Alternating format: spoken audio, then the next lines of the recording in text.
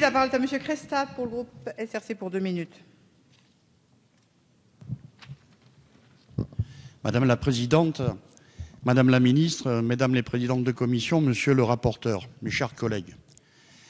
Beaucoup de choses ont déjà été dites, mais je tenais à intervenir ce matin pour un sujet important et qui commence seulement à susciter l'intérêt qu'il mérite.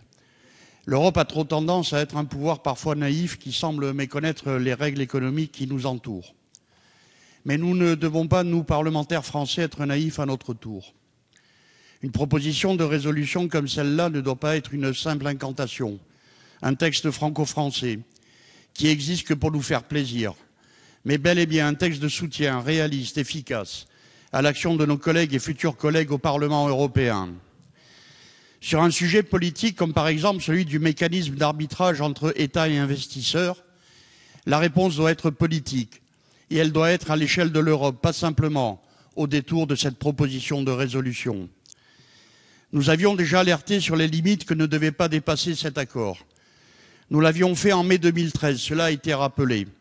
Et à l'époque, une proposition de résolution avait été déjà adoptée à l'unanimité. Elle pointait les dérives possibles, elle précisait les limites, elle détaillait les directions inacceptables. Et pourtant, aujourd'hui, je m'interroge, car je me suis intéressé aux positions de chacun des candidats à la présidence de la Commission européenne sur le mécanisme d'arbitrage entre États et investisseurs. Le candidat socialiste Martin Schulz est contre. Alexis Tsipras est contre. José Bové est contre.